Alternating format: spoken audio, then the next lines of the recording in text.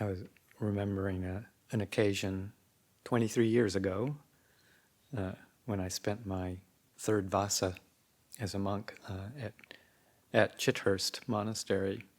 Ajahn Sucitto was the abbot at that time.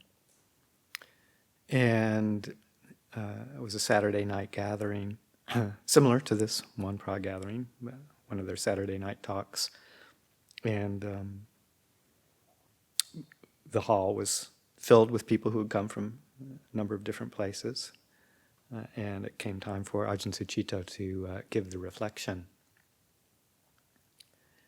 And he basically just did what I just did, the Namo Tassa, and then sat quietly, silently for a few minutes. And then he just took the mic off and he said, "Nothing here." And bowed and did the final chant, and we disbanded. And, I was quite impressed, actually, that he was able and willing to do that when so many people had come and gathered around. So I'm feeling similarly tonight.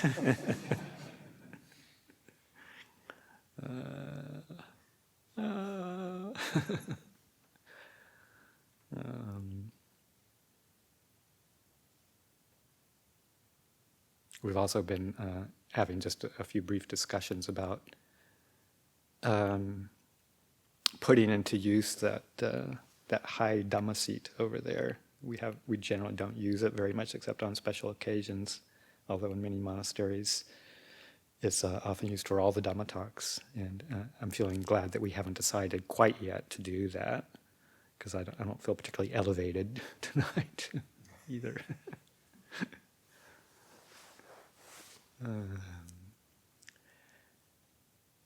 So it's been just kind of a unusually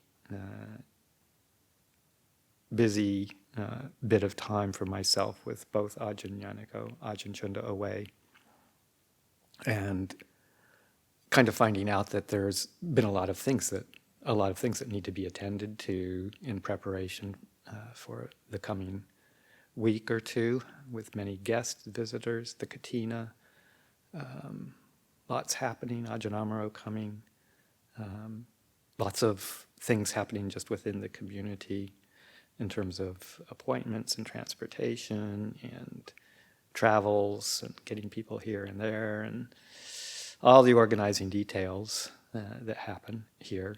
And it seems like it's been multiplied 10 times. And I haven't been doing this kind of stuff for a while, and wasn't really expecting that I would be doing it. And it's just kind of all of a sudden started to happen, confluence of things happening. And a number of actually difficult, gnarly issues coming up that I've had to put my mind to, spend a lot of time with, composing long emails and long bits of information for people, making certain decisions, the board, all sorts of different things happening. So just find myself running on empty right now, and trying to kind of get my mind around what might be useful to say. That's also, not just nattering off something that's, not coming from a real clear, heartfelt space.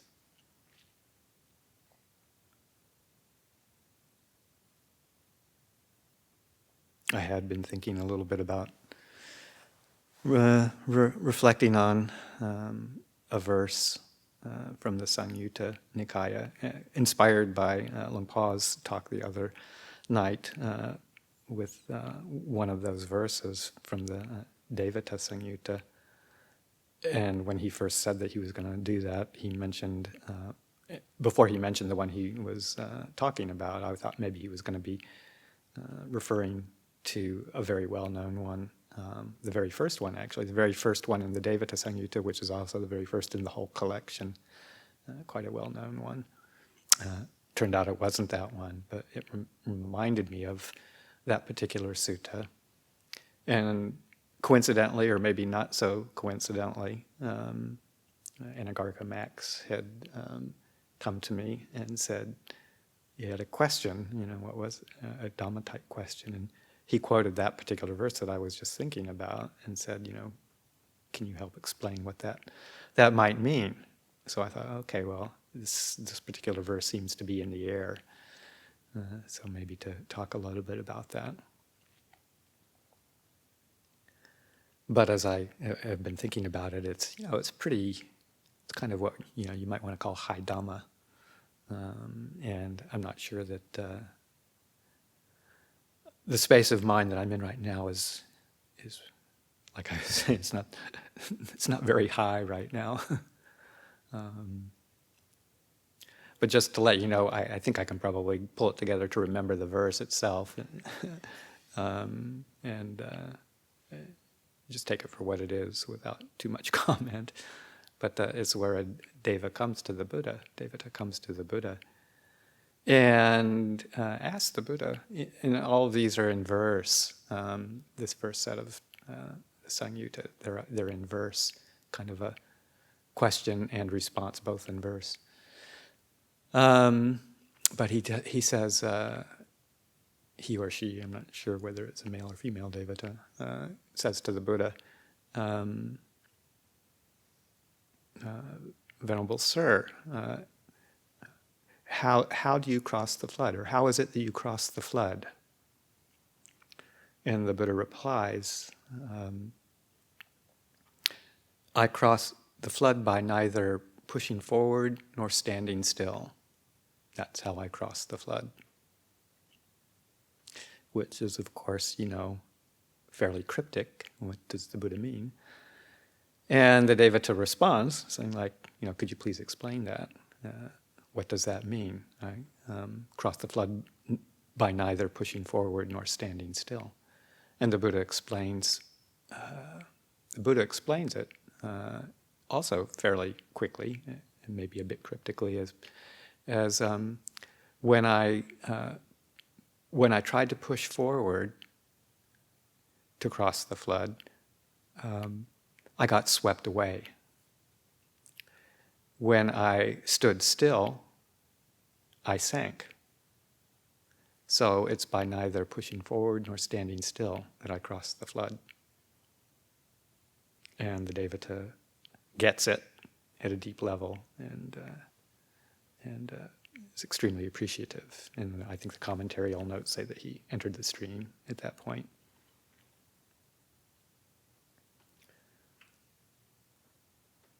So there it is.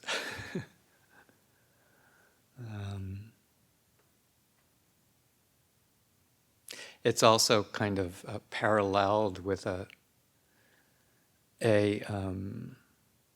letter that Ajahn Sumedho actually received from Ajahn Chah after Ajahn Sumedho had, I think, moved to the West somewhat later on in Ajahn Chah's life, and Ajahn Sumedho's having left Thailand. And Ajahn Chah wasn't known to write letters, and so this was a very unusual situation. And the letter was also quite brief, but had a similar flavor to this particular verse from the Samyutta. And I'll try and remember the letter as best I can. It's just a few lines, but it was a letter to Ajahn Sumedho, and it said, whenever you feel love or hate for anything, that will be your aid and partner for developing the paramis, the perfections, the qualities that lead us to across the flood, if you will. The Buddha Dhamma is to be found neither in moving forward, moving backward, standing still. Moving forward, moving backward, or standing still. This Sumedho is your place of non-abiding. So, a very short statement, but filled with a whole lot, packed with a whole lot, and very similar, as you can see, to that verse from the Samyutta. So right now, I'm kind of feeling more like on the first part of the stanza, the feeling love and hate for anything, letting that be my aid in developing parami, and particularly probably the parami of patience. And also working with the energies of the mind and body right now, in terms of trying to just see them just as that, from a point of discernment and wisdom, without personalizing them, because we all have periods when there's a lot of challenges that come and take our full attention, and can be quite draining. And the duty is to not resist that impact on the heart, not to shy away from it, run away from it, and get involved in aversion to it, which is the natural habitual response that we can all get into. But that's based on a sense of, a strong sense of me having to encounter these kinds of things that I don't want to encounter. And why should I have to be the one to deal with all of these things? Blah, blah, blah, you know the story. And we all do that at times. So the task is to just drop that self-centered storyline and just be with the circumstances as they are arising, and to widen and hold them as best as one can, and not taking it personally. This is what life is like in samsara. Even the Buddha had to bear with and respond to challenging circumstances after his enlightenment. He wasn't exempt from that. And a lot of misbehaving monks and nuns that were doing all sorts of things that helped create the rules and monastic discipline, community issues to resolve, even people threatening his life, his wayward cousin, other people falsely accusing him of things, and then also experiencing the aging process himself, having certain illnesses. So he wasn't exempt from the vicissitudes of human life. But he knew how not to get entangled, and he was able to stay above those things and not suffer with them in any way whatsoever. That was the crux of his understanding. So that's our task too, living with these challenges that come, not taking them personally, not running away from them, not making them anything more than they are. They are aids and partners in developing parami. But it is that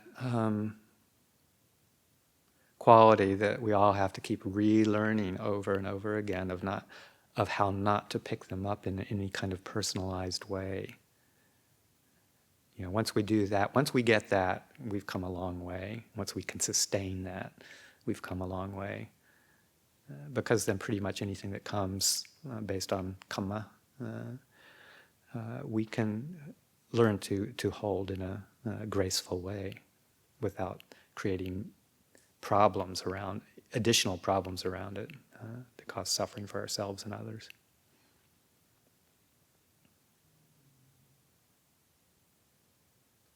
And I think that's what those verses point to in a way too. There's a lot of different ways that a person could interpret those verses. And actually, if you read the commentarial comments at the back that are included, I think the commentaries offer just a whole range of different ways that that particular set of verses could be interpreted. But the one that strikes me, or the feeling that I get from it, or the way I like to reflect on it, is the most impactful for me, is that sense of the fact that if one has a sense of identification with any of these states, then if it's kind of a form of resistance or pushing against or trying to do something about to take care of it or get rid of it, or in some way that's like pushing forward, pushing against it. And that's when one can get swept away. So there's that sense of myself needing to push forward, to get going, to take care of this, to get rid of it. And if we engage in that with that sense of self-identity around a particular state or issue or problem, then we can get swept away. Or if we just stand still and don't do anything, but just, non-action, non-response, also if done with a kind of sense of me, a more subtle sense of me being frozen, non-reactive, withdrawn, not engaged, kind of shutting down, I think. It's another way that a typical response would be when the flood is roaring past us. And if we do that, then we just sink. So it's neither pushing forward nor standing still that we can cross the flood. And what to me that means is that with the sense of identity being relinquished, not getting ourselves entangled with the response or some action or some non-action, some confusion when we're caught in those things, or when we're not caught in those things. That's when we're neither pushing forward nor we're standing still. And that sense of me isn't there. And it lifts us out of the whole realm of action and non-action. We've moved into more of that state of just clear knowing that doesn't jump into the story, doesn't try to avoid the story, but just sees it all very clearly and does not get entangled. That's how one crosses the flood. I think I can't remember exactly, but my brief answer to Max when he was asking about that, I was involved in something, I think, when he came to me, and I said, hey, just like my mind is not in a space to answer that right now, and so, but then maybe 15 or 20 minutes later, and I was finished with the task, it kind of occurred to me to respond a little bit, and I went and found him, and just kind of said, one quick take to think about is just with the relinquishment of the conceiving I am, the conceit I am, with relinquishing that,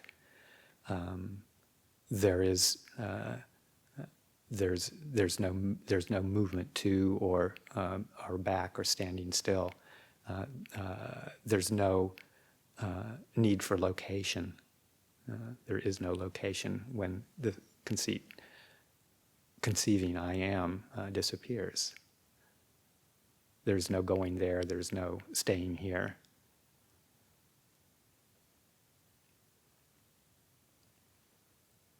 And I think Ajahn Chah's letter to Ajahn Sumedho kind of also points to that when he said, by neither moving forward nor moving backward nor standing still, that's the true understanding of the Buddha Dhamma. And this is your place of non-abiding.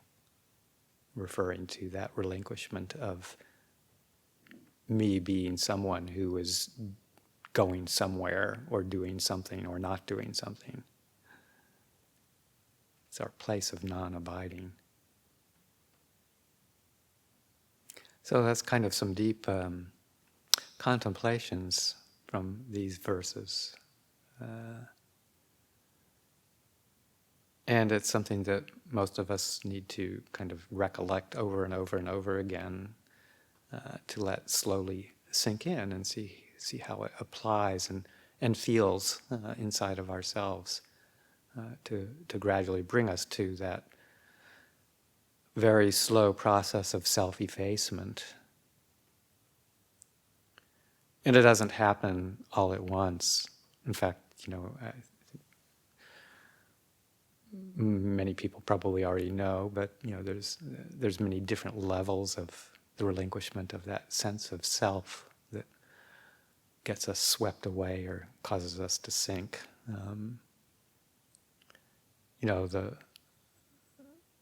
The first level of kind of understanding, would be that relinquishment of the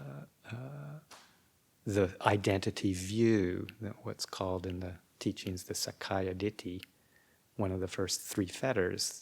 When those three fetters fall away, we're firmly on the path, irreversibly, in a sense, on the path. And that Sakaya Ditti is that sense of having a strong sense of self in relation to any of the five aggregates. So holding a sense of I am, or this is mine, in relation to the body, or in relation to feeling, perceptions, mental formations, consciousness. So if there's a sense of belief that any one of those or combination of them is who I am, if there's a notion of that's who I am or that's mine, then that is what we would call Sakaya Ditti. And once that has been understood and relinquished, and there is no, not just on an intellectual level, but on a real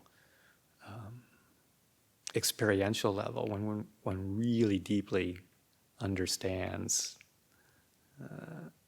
that one does not have a notion that I can be found in any one of those or in possession of any one of those five aggregates.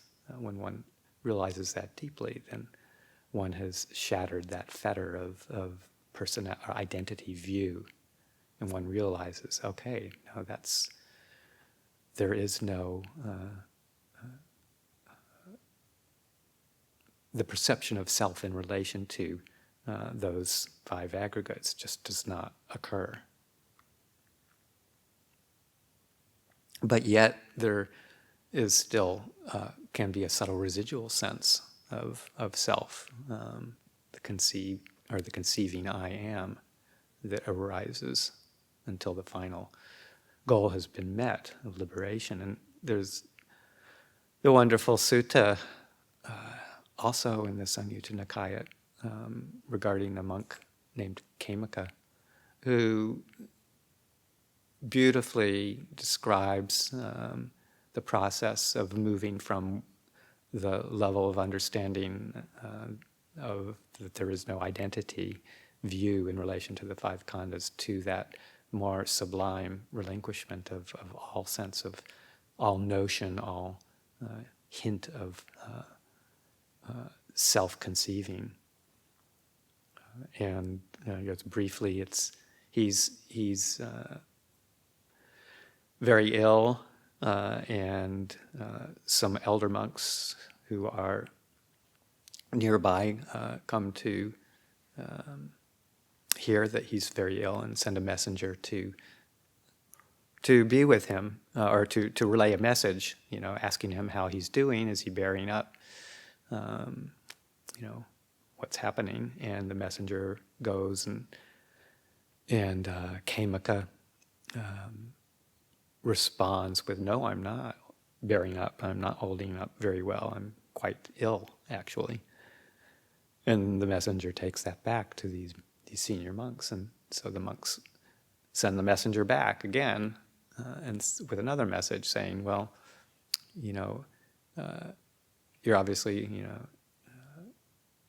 in a very delicate state. If what's the state of your mind right now? Essentially, if you're going to die, how are you going to die? Are you? Do you have any sense of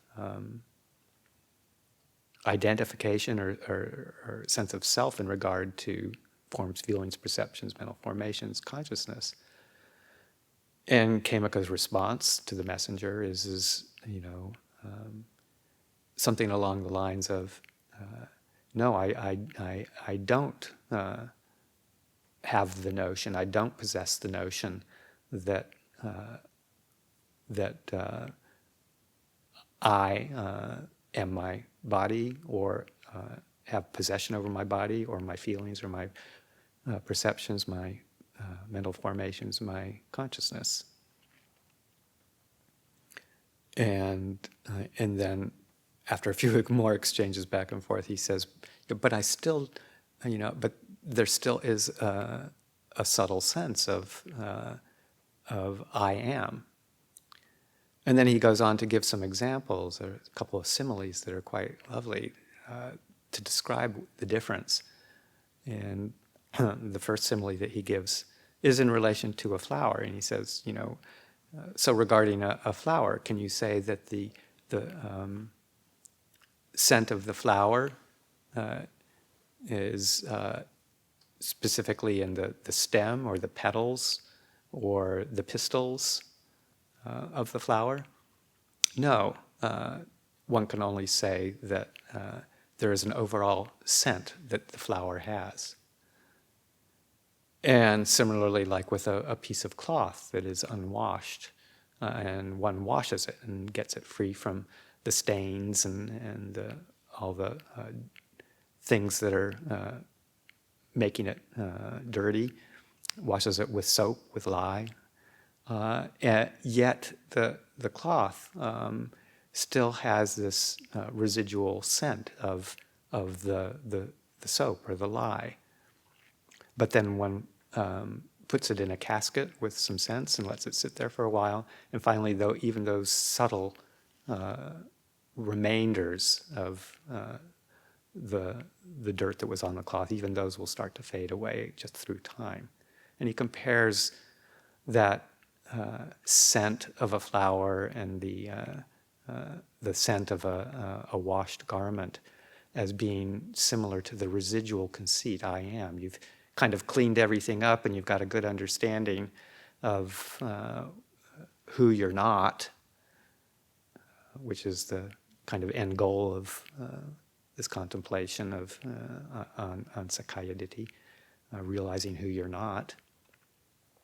But yet there's still this subtle experience of I am.